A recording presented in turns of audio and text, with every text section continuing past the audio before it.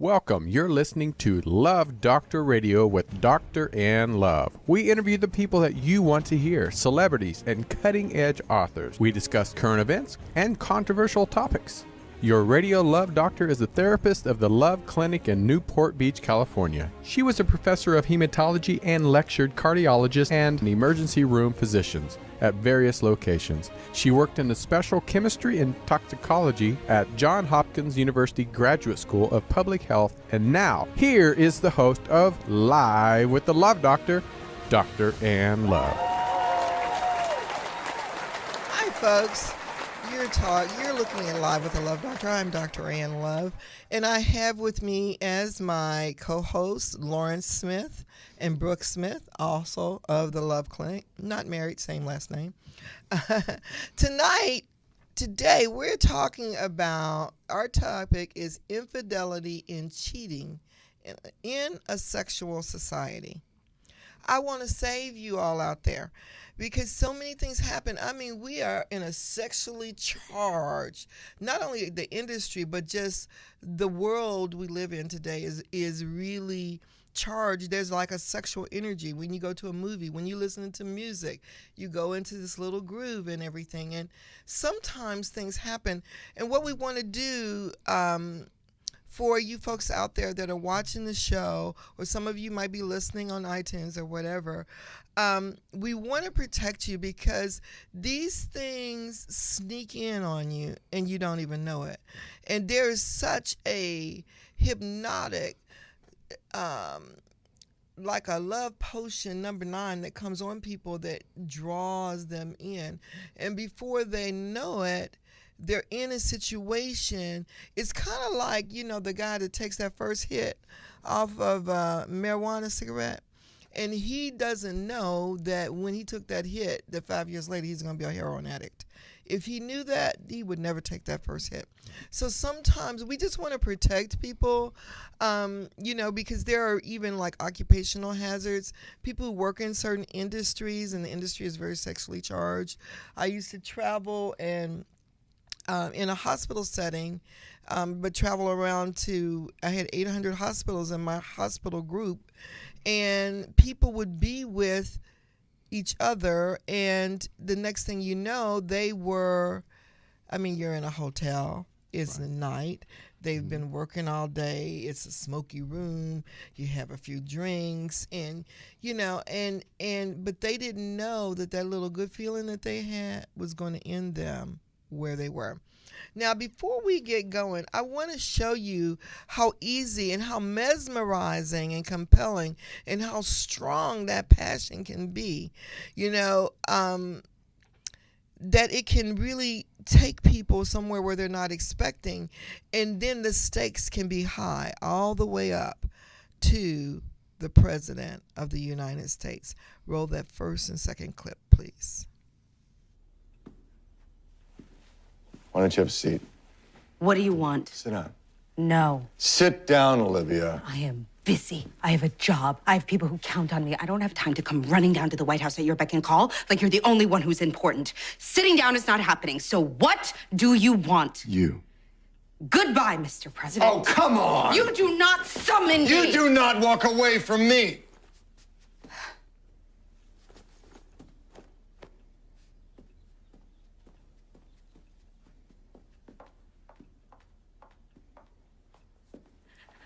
I'm done. I told you I was done. We're over. We're not over. We're not ever gonna be over. I am never going to be over you. Your wife is at Blair House, and she's about to explode your political career. You'll never get reelected if you don't get her back. Your time as president will be over, and you're worried about getting your mistress back? How many times do I need to tell you that you're more than that? Come back to me. Forgive me. I love you. Please stop. Please stop getting my hopes up. Just stop. I can't stop. I won't. Olivia. I am not a toy you can play with when you're bored or lonely or horny. I am not the girl the guy gets at the end of the movie. I am not a fantasy. If you want me, earn me. Until then, we are done.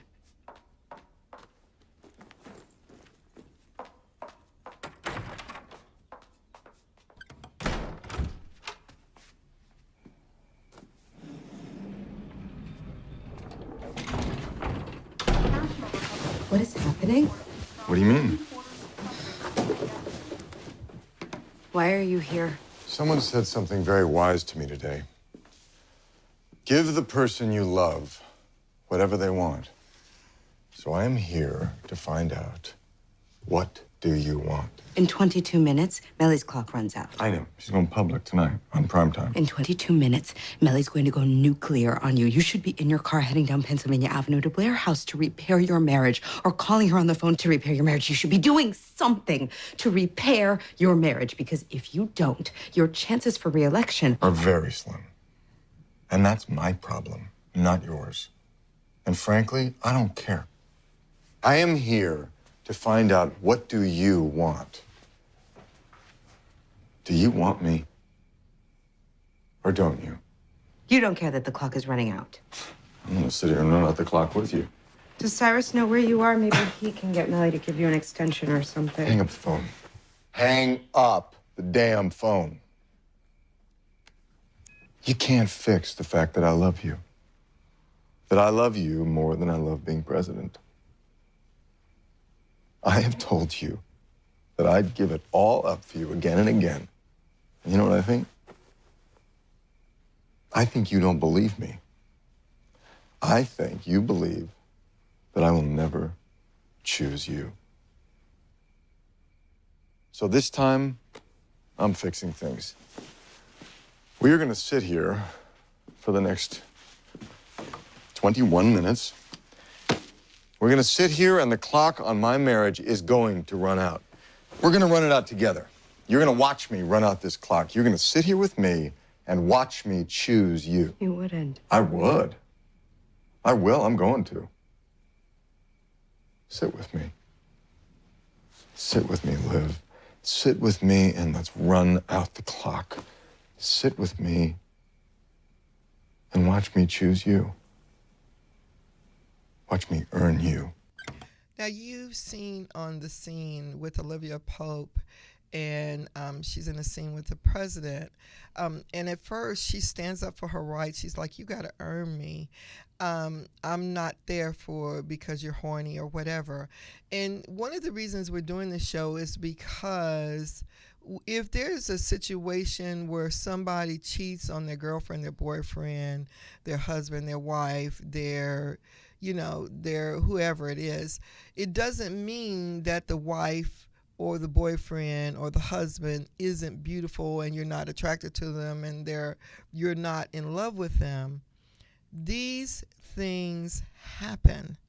And so we want to safeguard you guys, because sometimes the very thing that means the most to you can get distorted. You can mess up your life. And it has nothing to do with you're not being pretty enough, because even in this segment with Olivia Pope and President Grant, his wife is gorgeous. It has nothing to do with that. So I've asked Lawrence from the Love Clinic if he would just share how does infidelity happen? What are some of the ways that people fall into these situations? Well, Dr. Love, there's quite a few different ways that someone can fall in the areas of infidelity or just adultery. There's 5 that we can go over right now, which one is loneliness. And in those situations where someone that's their career is very important to them, so they're spending a lot of time with their job and co-workers and so forth, and their spouse may be home, a loved one is at home, and they don't see their loved one for weeks at a time, and that loneliness could come in that area. So we're looking at 2.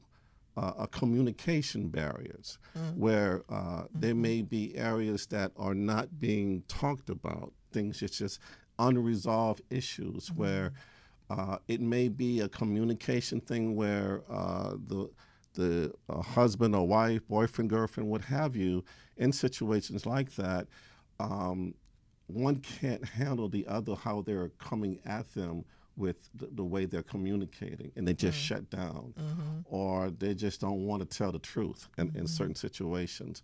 So that's number two. Number three is lack of love and affection, where there's no gentleness within the relationship, where there's a lack of communication as far as I love you, or have a wonderful day, or just an embrace, a hug or something of that sort. And people can get functional in a relationship too. Like, okay, you pick up the kids, you drop off the kids, I'll have dinner ready. And they lose that very thing that they had that brought them together in the first place, Exactly. And, whatever the sparks that made that fire and kept that fire going, somehow they diminished. And they fall into a funk. The fourth one is dealing with a poor sexual relationship where they're not getting busy at all. Okay, let's just put it simple like that. Okay. And that opens doors for the person that needs that connection.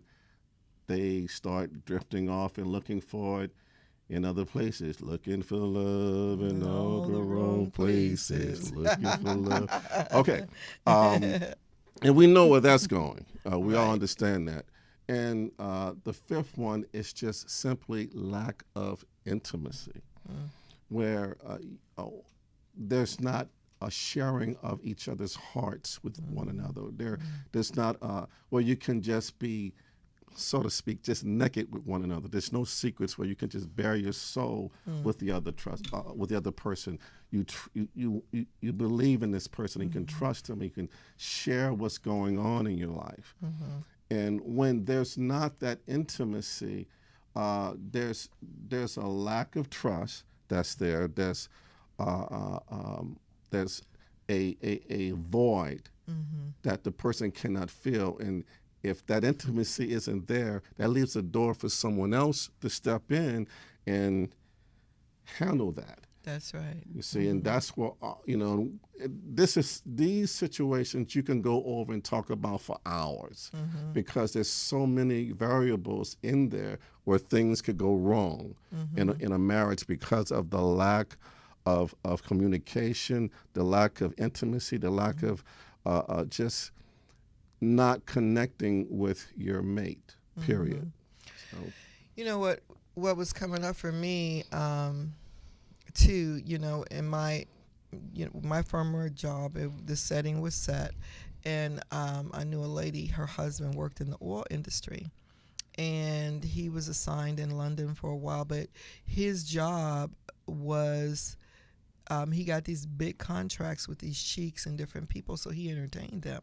So they would go to the strip clubs, he was partying 4 or 5 nights a week, out drinking and everything. They had a small child at 3 years old, and she could feel the bond that they had was like null and void. She was just like a picture hanging on the wall. And and he felt like her needs became nothing. And culturally, I think he was originally, I don't remember anyway, but anyway, there was a cultural difference where she just had to wait till whenever he got there. And then when she would complain and talk about maybe leaving him, she said, "You can leave, but you're not taking my son."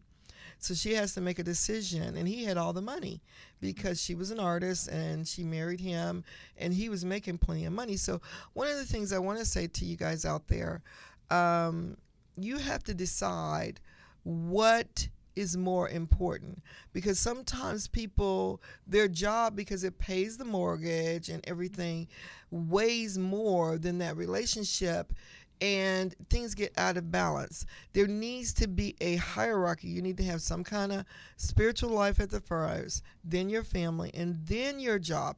Anytime one of those three things are out of order, things get lost. They get off-centered and off-focus. And just because you're making a lot of money doesn't mean that you are, you're correct. Everything you're doing is right. I wanted to talk about some of the dynamics in adultery. When, sometimes I don't like using that word because it paints a brush of one kind, because there is a lot of things that happen. A lot of times people don't get up and say, I think I'm going to cheat on my husband today. It doesn't usually happen like that. There are things that happen. The temptation comes. Somebody that's looking at this show right now is in the middle of that temptation. They're getting auto-eroticized. They're getting turned on by the woman at work when she goes to the water fountain and she bends over to take a drink, and then he started dreaming about her. And one of the reasons we're doing this show is because when you introduce that dynamic, sometimes it's an emotional adultery. You're sharing your heart at work with another coworker, right. And you form like a real bond, and you start sharing, and I'm speaking to the spouses too, because you have to allow your mate or your significant other to tell you things, because if you're going to go all off on the deep end, it's going to shut them down. So they're not going to. So if the person at work is listening and they have an interaction, they tend to start leaning on that relationship. The other things that happen is the mystique of it all. The forbidden fruit, so to speak. It's almost like there's an alluring, and if you have unhealthy habits, if you're a person, and let's face it, people, porn is legal and people do it. And so, but they don't know when they're doing it because it's legal. They're not breaking the law. They're not going to get an ounce of cocaine. Right. They don't realize that this is going to make their heart grow cold toward the person they are actually married to.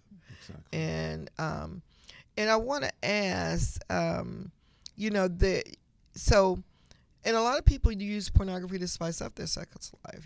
They try the things that they see, but what they don't know is those images don't turn off in his mind or her mind. And now they're thinking about the man with the six-pack, and maybe the gardener has a six-pack, and they start fantasizing about the gardener in that same situation that they saw in that porn. In the porn. Sometimes people with low self-esteem. The other thing, Lawrence, you shared something to me. We were talking about generational infidelity, because you told me a little bit about your background, how you were born. And then, Brooke, I want you to talk a little bit about what happens from a female perspective, emotionally, when a woman gets involved, when a man that you're married to gets involved in a relationship, how it affects you. But Lawrence, I want you to talk a little bit about that generational infidelity, because this is personal. This is on your doorstep, ringing your doorbell. Right. It's kind of a long story, but I'll try to condense it, because a few years back, I found out that my godfather was my biological father, because we look so much alike, act just alike, hands, all features of him, and even our laugh was just alike. I'm like, wow. But it didn't really sink in until I saw his wedding album when he was in his early 20s. It was like looking at myself. So anyways, But you weren't told anything about it I your was whole not life. told about this. And I confronted my mother about it. And at first she denied it, but I kept confronting her, and she said, maybe he is your father, because I was having issues, with the other father. I was supposed to be my father, but, and Lord, if they're watching this right now, this will be awkward. But anyways, we're here to help. Yes, We're here to help. That's what it's about, to help others, Right. in situations like this. Well, and if she had some help, that might not have been the option she took. Right. Yeah. But he was cheating on her. Even the women he was dealing with was calling the house for him. Her husband. Calling for her husband. So it's almost like she was put in a situation, a door was open for her to commit adultery. Okay? But anyways, That's how I was conceived. I was conceived out of adultery, where both of my parents were married to someone else. But here's the deal from that. You begin to operate as when I became an adult, I began to operate where I started having affairs with married women. And it became natural for me. You just seem to connect for whatever reason with a woman that was married. Just, you know what time it is. You know. Oh, tell me that story about the lady at the water fountain. Was that me? Yeah. I don't know if that was me, the lady at the water fountain. You were telling me about it the other day. You said that. It was dealing with a young lady that she's married, okay, and I noticed she started talking to me a lot. I'm like, why? What's going on here? Because I'm not that person anymore. This was in the past. Yeah. Is, you know, and she kept talking to me, and it's like you almost feel like you're filling in where someone is not doing what she needs in her life, and you feel like this person is attracted to you for whatever reason, and they just want to talk to you. And I'm noticing she kept coming over to my desk several times a day talking to me. I'm like, oh, why are you talking to me? I got work to do. But you sense that people are longing to be fulfilled in their life, where if they're not getting their love needs met, they're going to go out and get their love need. So if someone is cheating on their spouse, a loved one, what have you, sooner or later, the person you're cheating on, they're going to start cheating on you because you're leaving that door open. So it's interesting because when you were talking about that, it felt natural for you to be with somebody else's wife. Right. And, you know, we talk about, there's a medical doctor, his name is Dr. James Burney, and he talked about memories from the unborn child. So from the sperm and the egg that conceived you, it was conceived in that sneaking, hiding kind of situation. And people don't realize there's a lot of memory trapped in your cells. We've talked about this before when they cloned a sheep called Dolly, and they replicated an entire sheep from one cell. So what that says is a lot of memory encoded into one cell. So here you are as an adult playing out your programming of your DNA without even, now how many people out there may have that? You don't know what your parents were doing. I mean, when you meet your parents, they're married, they're settled down. You don't know what their past was at all. So, you know, the other thing that came up for me is when you have a relationship and you start, I mean, somebody is thinking about this right now, and we're trying to help them at least fully understand what door they may be opening.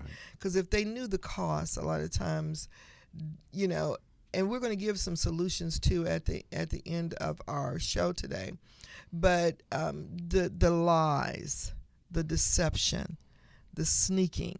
I'm going to the store to get bread, and you know you're going over to, you know, Sally Mae's house or whatever, you know, and then it brings in, you may have one problem at home, but now that one problem is morphed and you got lies, deception, betrayal. There's a betrayal personality where the other person always suspects you. They always feel like you're doing something even when you're not. Right. I had patients where they were in an adulterous marriage 2 marriages ago, and every time the man goes out the door, the memories of that plays out. They don't trust, and they literally sabotage their relationship because, you know, they're still hurt. The memories of the hurt is still ringing through. And now, Brooke, I wanted you to talk a little bit from the woman's side of you, the woman who's in a relationship. What does, you're, because they'll say, men say deny, deny, deny. They're busted as all get out. And there was even a song a few years back, like It Wasn't Me, we're doing it in the country. It wasn't me who was doing it, whatever, but, and they, so they deny, deny, deny, but you feel it. Whether you see it, you still feel it. You are experiencing it. Share with me some of the things that happen when, what a woman goes through when she's on the other end of that situation. Okay. Sure, because I was that woman in there. That's why I can share these, just so people do understand. Right. You didn't read this in a book. Right, This is right. I didn't read it in a book. Right. And one thing about just my personality type, I'm very loyal. So I wasn't the person who retaliated, and sometimes for those type of women, you hold it in, and it's, you hold that dear to you. And just like when Lawrence was speaking, the effects of what happens to a woman when there is when you know that something has happened, that, you can tell that he doesn't look at you the same, there's no communication, all those 5 things that Lawrence has talked about, you can feel, all those things that he's talked about, you can feel. And so some things that do happen, just so you can kind of sense in a relationship, you may be able to say, oh, well, this may be happening. Yeah, this is what I'm feeling. This is what I'm feeling. You do feel like there's not a trust. You can't trust. So I remember when the person would walk out the door and instantly you think, oh, they're going to be, they may truly be going to the store, but you think, oh, they're going to this, to be with another person. Your heart is broken, and I remember I knew and I suspected, but then the truth came out. And when it did, so many emotions went through, what I felt. The deception, you feel deceived, you feel, your heart is broken, because, when you get into a relationship, when you're married, it's not like that is the one, you're not expecting for somebody to cheat on you. Right, you know what I'm saying? right. You're expecting for you, you start a relationship and you start your life together, Right, and you're going to be together forever. Forever, yeah. You can abandon your heart to this person. Exactly, yes. And so you feel betrayed. There's like a betrayal that you feel. Yes. And the horrible thing with all these things is when that has happened, you feel betrayed, but then it starts happening.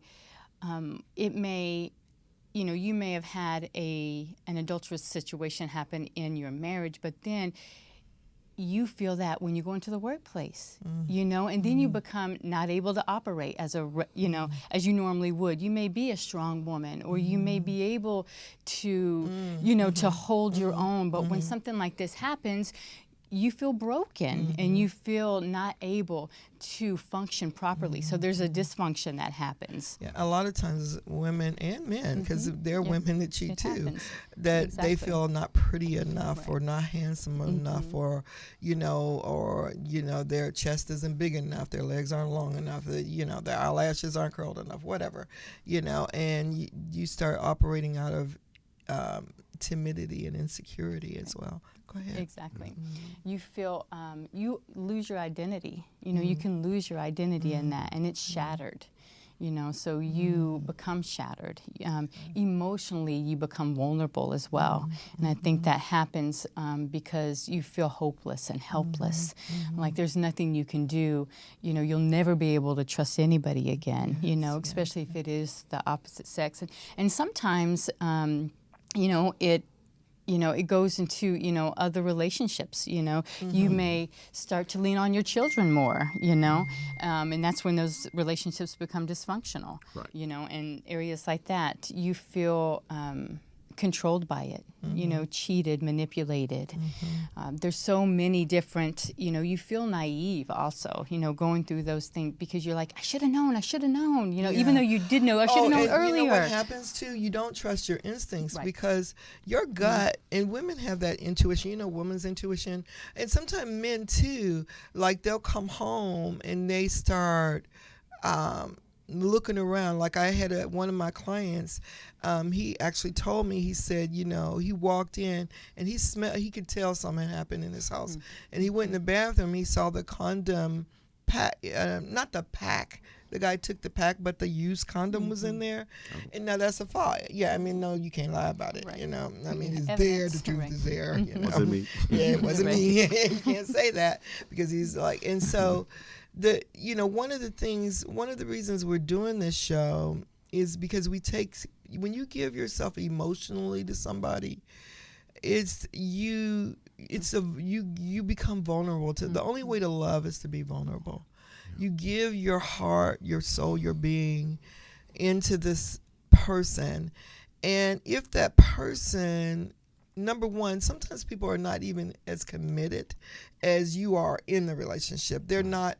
So I always tell women when they're running after a man, please don't do that, because even if you get him, if he's not that committed in the situation, then you always feel like you're running after it and you're chasing after it. And men resent that.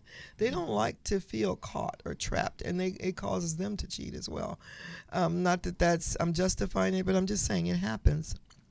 The other thing is too, when a person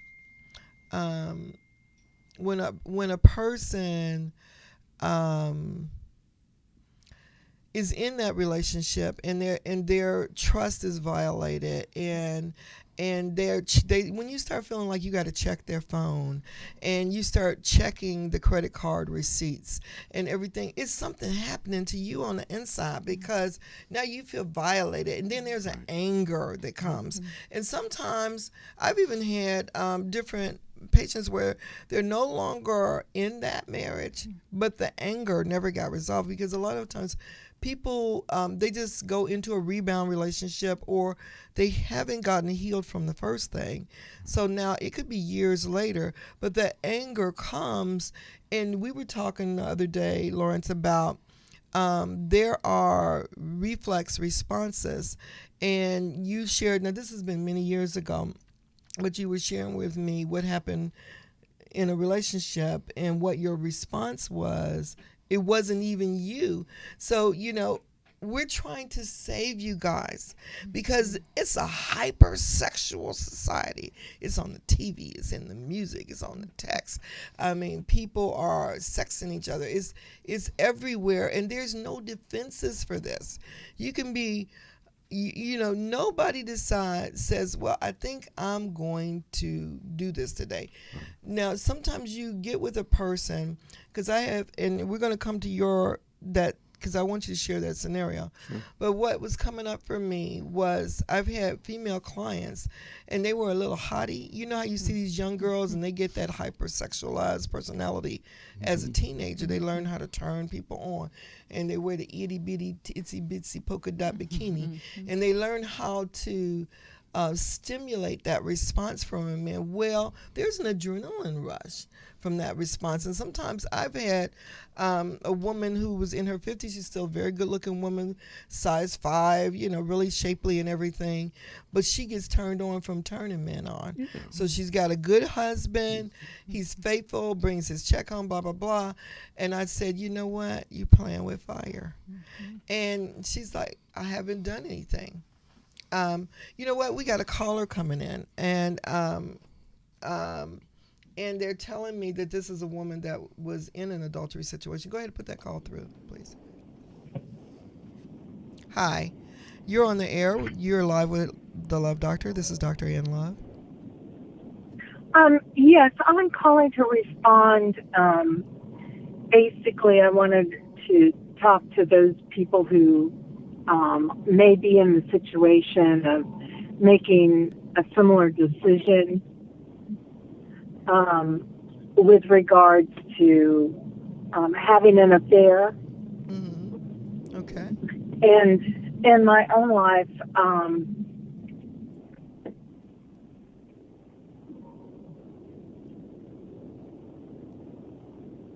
caller, are I'm you there? sorry. Oh. You still feel the pain from it? It was, I was in a situation that basically, I went into an affair that basically ruined my whole life, my family, my husband of 30 years, and I think part of the problem, in addition to the feelings for a need for affection or someone to understand you, sometimes for us as wives, if our husbands are busy working and making a living, and we're feeling, like we're neglected, and there's never an excuse, for that kind of a situation. But some of those are the reasons, I think, why women make a mistake, a huge mistake, and fall into an affair. The adulterous affair that I fell into,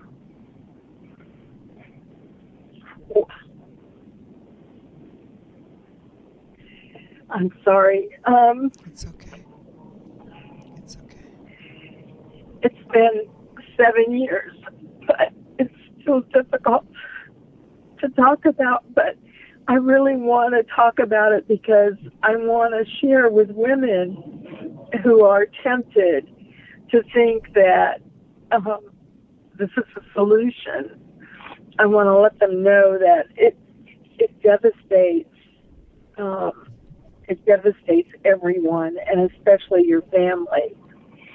And in my case, I have been married for 30 years, and so he was like my best friend, and we were like more like brother and sister, but we had a good relationship. And so I just wanted to share that with your listeners.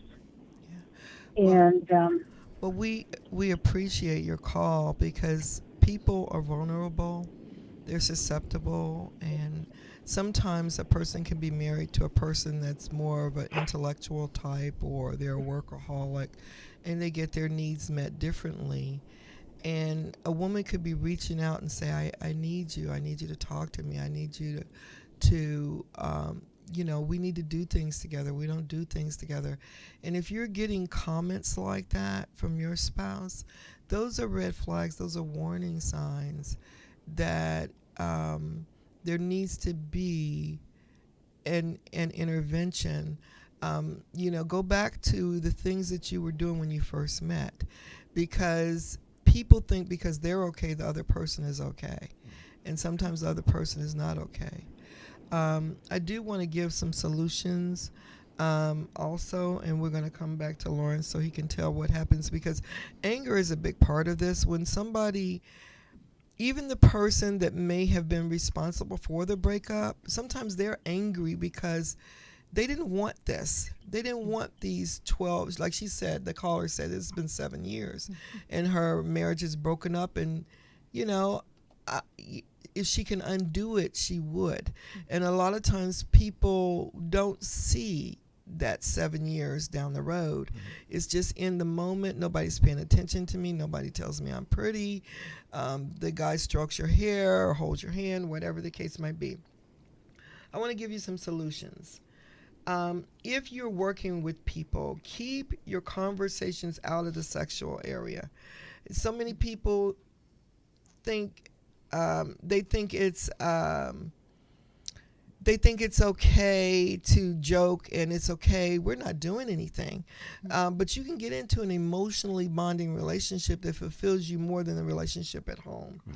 The other thing is, when you're with the opposite sex, or even if you're in a same-sex relationship and you have a same-sex partner, if you're a relationship, a marriage, it's like a legal contract. You make a bond, a covenant with that person, and you want to make sure that you don't violate that or breach this special thing that you have at home for something that's a fleeting moment. or the urge, or maybe you're constantly dreaming about this person. You have to cancel those thoughts. When you wake up from that dream, you immediately say, this isn't real. I'm disconnecting from it. I don't want anything to do with it. You can't entertain those thoughts because the thoughts grow. I'm going to tell you something. Every rapist, every predator, they had thoughts planted in their mind for years sometimes before they actually acted on it. Now, I know you people out there looking, you say, well, I'm not a rapist, I'm not a predator. But the hormones, that the dopamine that is excreted in your brain, it functions in the same way. When there's a need that's met, or affection that's shown, or love that's, or maybe I've had women tell me, well, I never had an orgasm with my husband. And they were in a conversation with other people, and the guy was telling them what they did and blah, blah, blah, and they got turned on by it. And then they start wanting to have that situation. And you have to say, orgasms last about 30 seconds, okay? Is it worth the life that you built? These are the questions that you don't think to ask after the fact. And I really thank the caller that called in, because she was vulnerable. She didn't decide, I'm going to mess up my life and I'm going to, these 30 years, I'm going to throw it in the trash. It was just a moment in time. Some of the other things is avoid fantasies about other people that you feel an emotional connection with. You know how people daydream, or they entertain it in their mind and they think it's okay. But those thoughts can become obsession, and you become obsessed with doing it. Share your emotional feelings with your mate, not with the other person. Let your mate, your mate has to be big enough to hear it. Like I had one client, and the client had a particular fantasy, but they said, well, I could never tell my wife that. And I said, how do you know? How do you know? Now, if your fantasy is that you beat her up and you tied her and put her in a dirt hole, then you need to come see me. You need to call us at the Love Clinic, because that fantasy has a root from somewhere that's not healthy. We're not talking about those kind. Right. The other thing is, if you're married, avoid sexual traps and setups. Meeting people in nightclubs, strip clubs. If you have a kind of job where your company requires you to entertain clients and things like that, especially if this is becoming habitual, you're drinking every night out with your, more women that I have interviewed, they had oops behind a little bit of alcohol. It blurred the lines, and they didn't mean to go there. But the other thing is, you can get in I've also had clients where they're in a sexual romantic three-way. They feel like they love both people. And when I asked them, was there something wrong in the relationship? Nothing was wrong. They had a great relationship. But he developed feelings for somebody that he was working with. And they were together long periods of time working on projects. One thing led to another. You need to keep your relationships in the friend category. You set the boundaries. And women, a lot of times, we're the one, we hold the purse strings. You need to, when they hold your hand, they put that first hand on your thigh. They're sending you a signal. And like Lawrence was saying, I don't know, did you tell that story about the water fountain, when the lady was at the water fountain and you kept saying, when are we going to go out?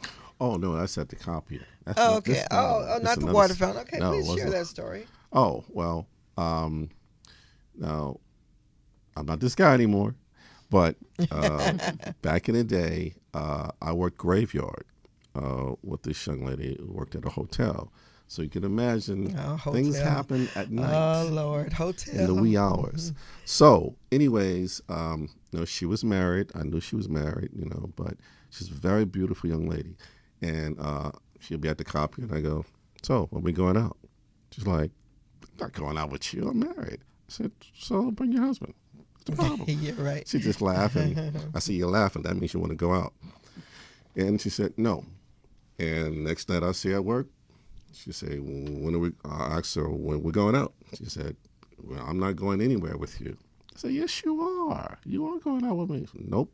That would be our conversation. This went on for like maybe 2 weeks. Then one night, maybe 2 or 3 in the morning, she's at the copier. So I said, when are we going out?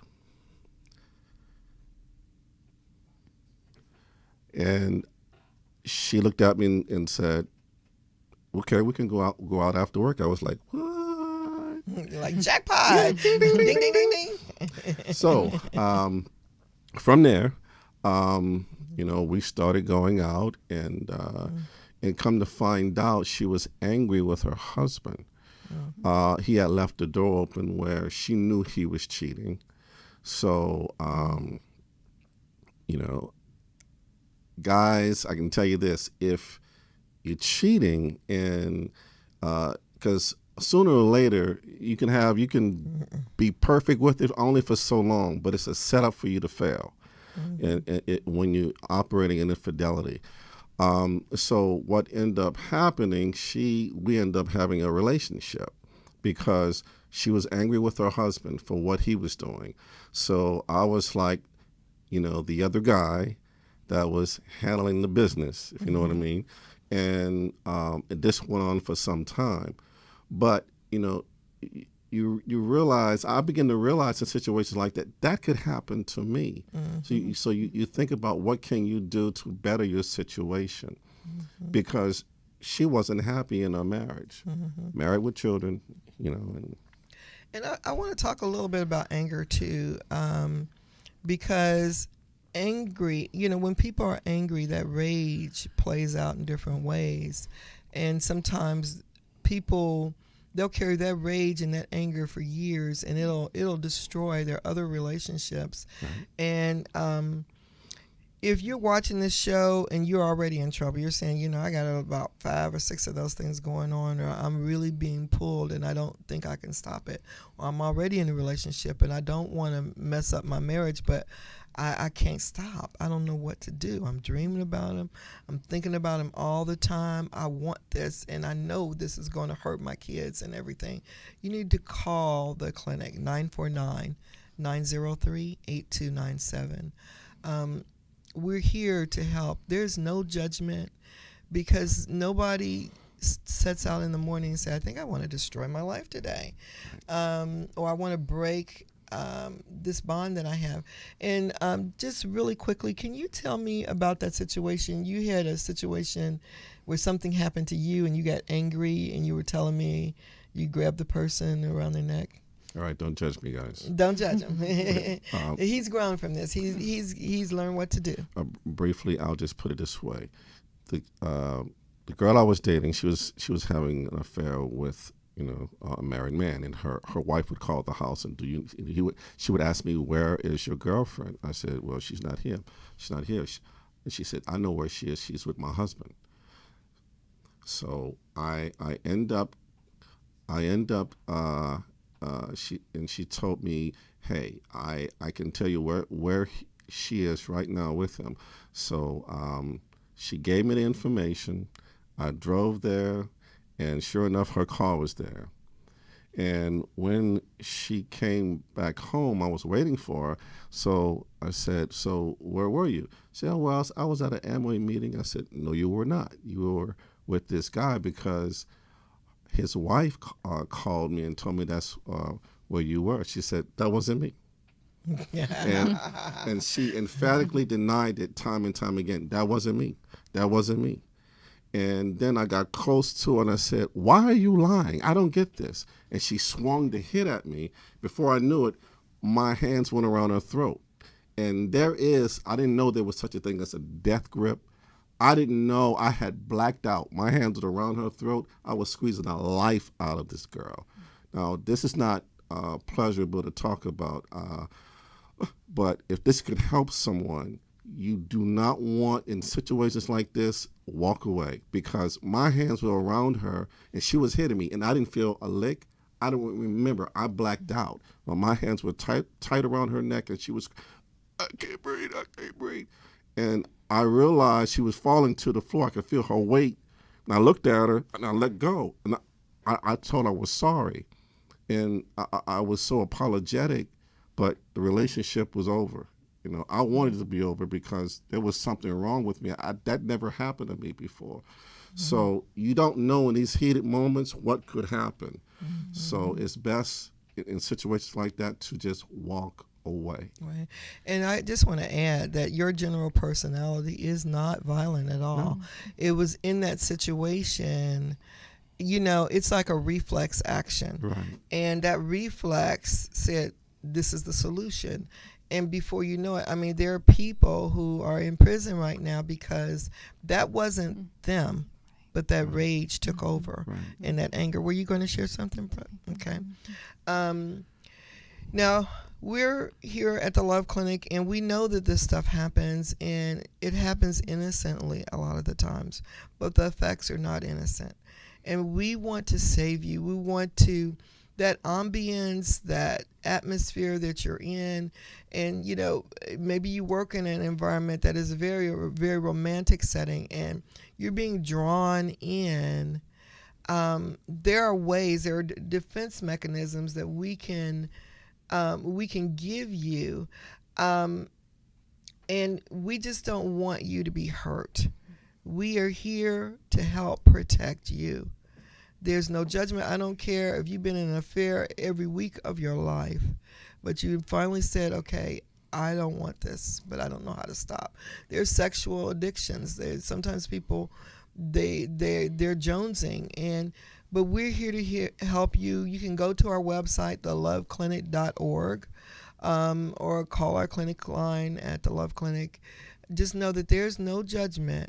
We are here for you. You're live with the Love Doctor, and I've had Brooke Smith and Lauren Smith from the Love Clinic.